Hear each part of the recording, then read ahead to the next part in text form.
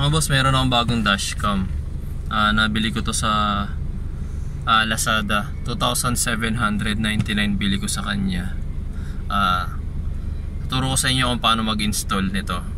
Actually, hindi naman ganun kahirap mag-install ng mga dashcam, lalo na sa kotse, kasi meron naman tayong cigarette lighter na dun siya ini-install. Dun siya sinasaksak. Pero mahaba kasi wires nito so pangit kung may nakalaylay na wires dito sa ating sa mirror. Kaya magbabaklas tayo ng mga moldings ng mga tapos pagagapangin natin yung wires ng CCTV ng dashcam na to. Tapos pati yung installation ng sa reverse, kasi kailangan matutunan nyo kung paano install yung reverse, para every time na magre-reverse kayo, automatic mag-shift yung dashcam sa reverse mode. Kita video mo dito.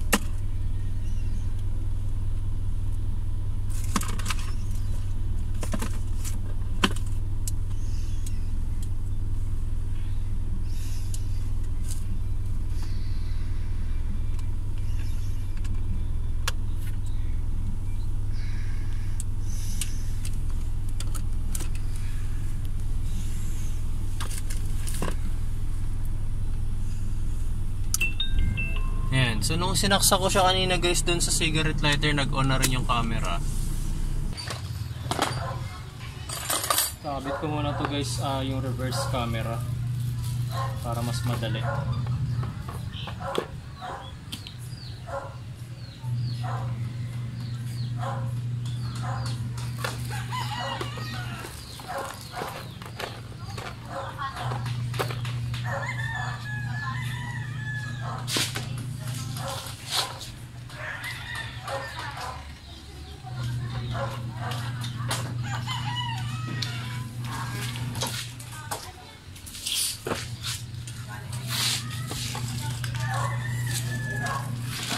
Yan, so yung wire ko ilulusot ko lang muna rito.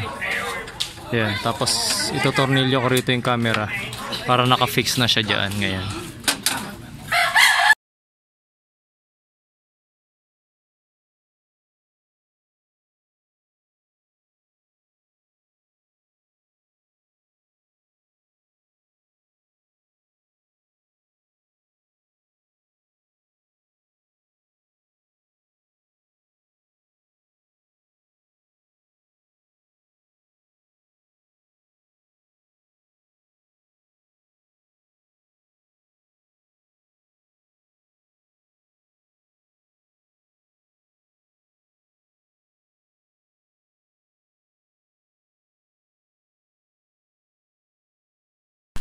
So napagapan ko na yung mga wires, na itago ko na siya doon sa body nitong compartment natin, tapos nakalusot na siya rito.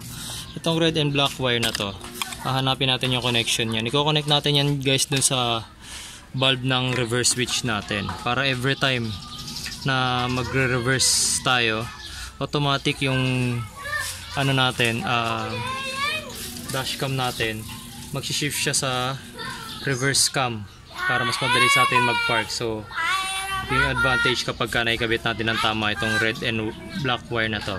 So yung red wire doon sa bulb nung yun nga sa reverse switch, tapos yung black wire of course sa body ground. So kailangan lang natin tanggalin tong mat para makita natin maigi kung nasa saan tayo magkakabit ng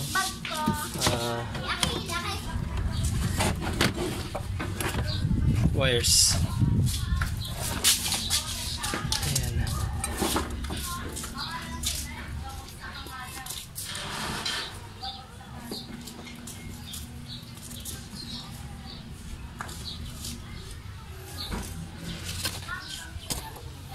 Ito yung connection ng ating reverse. Ayan. So hugutin lang natin yan. Kailangan natin yung hugutin. Wait lang.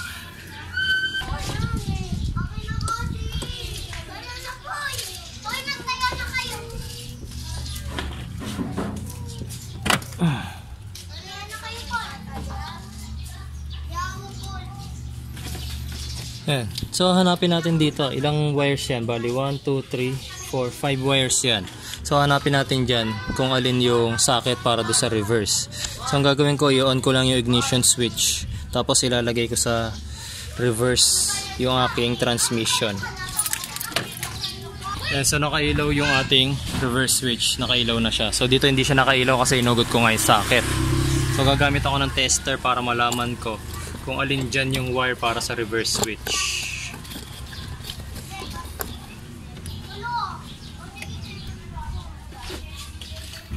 Ito yung test light ko. Isang terminal, body ground.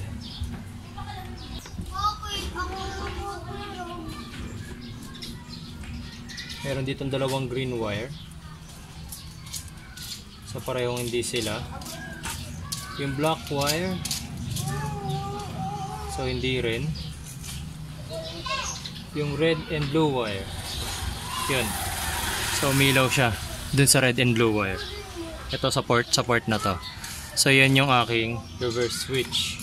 So diyan ko i-connecta ngayon yung red wire na to ng dashcam. Tapos itong black body ground sa any metal part ng kotse natin, as long as good source of ground siya, pwede natin doon ikabit. So itong wires na to, hindi ko na dito ikakabit kasi masyadong mahalayo. So ito yung pinaka wire nya, nandito. So gumapang dito. Dito na lang ako magtatap. Ayan, itong wire na to. Ayan.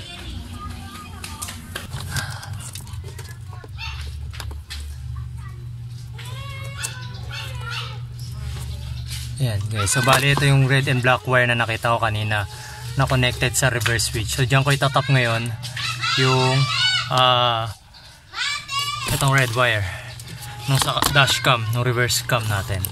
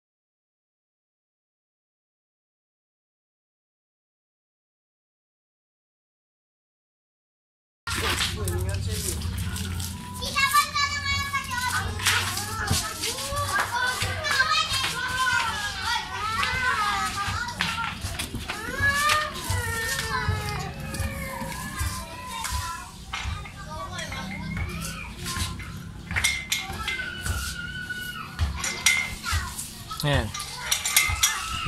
So itong black wire na to body ground din. Yan. Binalatan ko na yan, black wire, body ground din siya kasi gumana rin dyan yung tester ko. Ayan. So dyan na rin natin ikakabit itong black wire na to para magkalapit sila ng red wire.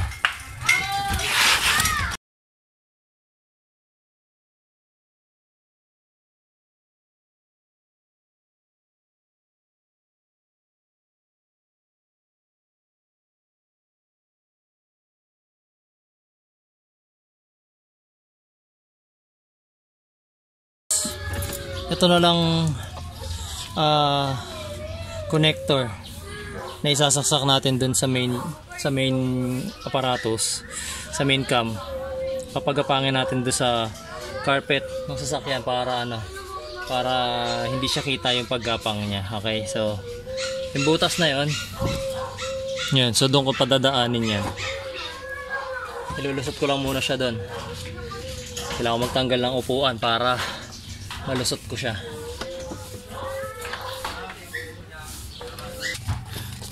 Dito yung wire na pinalusot natin. So hindi ko pa siya madukot, kailangan pa siya ilusot ng maigi.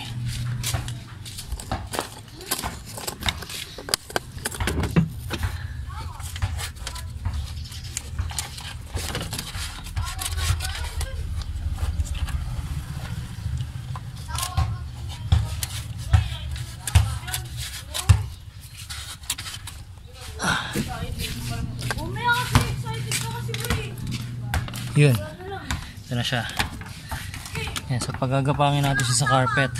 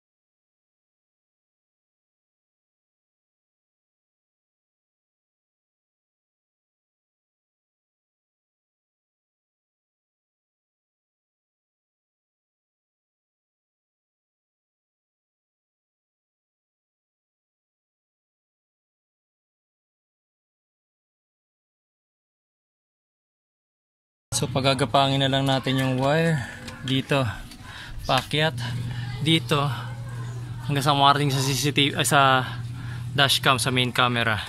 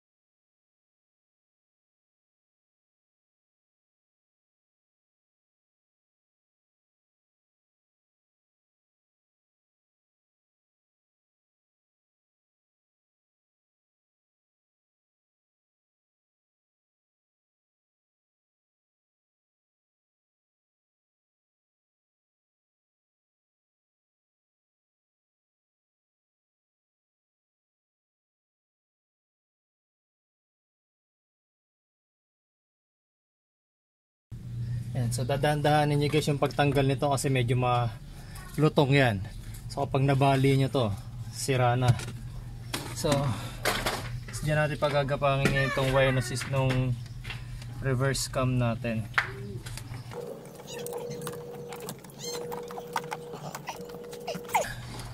So ito na siya. So abot siya, abot na abot. Okay, gawin natin, medyo yung wires na to ipulupot natin siya dyan. Yan, para hindi siya pangit.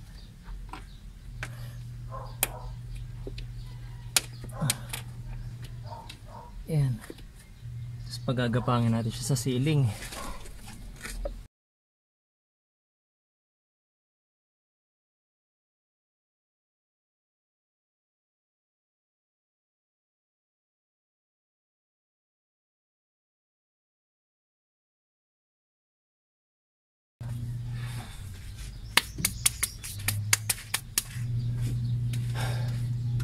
Tapos since dyan na natin pinagapang yung linya nitong reverse cam, yung linya naman nitong main camera papunta dun sa ating cigarette lighter socket, yan na rin natin pagagapangin para hindi na tayo magbabaklas na isa pang molding.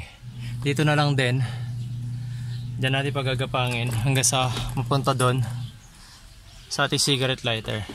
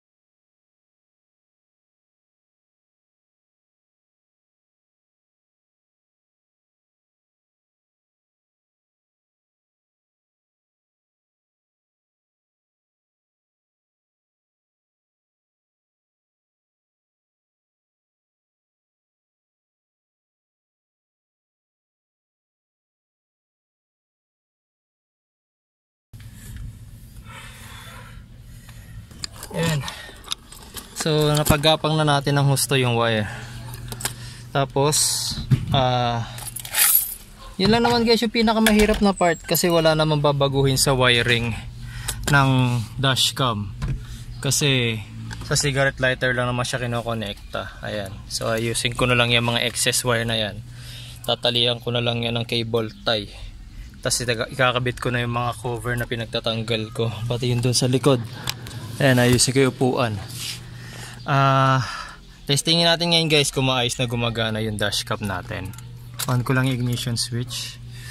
Pag on ng ignition switch, gagana na rin yung ating dashcam. Ayan, nag-on na siya. Tapos tignan natin ngayon kung kapag nag-reverse tayo, itong nasa front view kasi siya, front ng car. So tignan natin kung kapag nag-reverse ako is mapupunta sa reverse yung view ng cam. Ayan, so nasa neutral pa siya ngayon. Ayan, automatically nag-switch na siya sa reverse.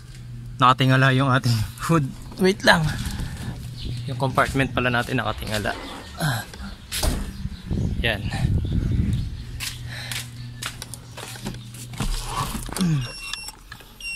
Ayan, so kita na natin yung likod ng sasakyan. So kapag tinanggal ko sa reverse, balik neutral or primera, first gear, from neutral to fifth gear, nasa front view na siya. Tapos automatically pag nag-reverse gear ako, ayan. Ayan, lumilipat na siya automatically sa reverse. So yan yung importance guys na tama yung pagkakakonekta natin ng red and black wire kanina ng reverse cam natin. So makikita nyo kagad dyan na automatically nagsishift na rin yung main cam natin. So meron na tayong guide ngayon kapag umatras tayo. So malaking bagay din, di ba? So ganun lang guys mag-install ng dashcam. Ang nagpahirap lang talaga rito yung pagpapagapang ng wire, kasi nga syempre pag nagpagapang tayo ng wire kailangan nakatago ng gusto yung wire. Pangit naman kung mga nakalaylay lang. So wala namang ibang komplikado. So kailangan nyo lang magbaklas ng mga moldings sa ng carpet. Ayan. Tapos pagagapangin nyo yung wires hanggang sa makarating ng maayos dito sa ating main camera. Guys, abangan nyo nga pala yung review ko tungkol sa camera na to. So magbibigay din ako ng review kung maganda ba siya, kung malinaw. Ipapakita ko rin doon yung actual footage ng front cam, ng passenger cam, tsaka ng reverse cam. Both day and night recording. So abangan nyo lang yun guys, and please continue supporting my channel. Subscribe, like, share, and then hit nyo po yung bell notification. Okay, so salamat guys.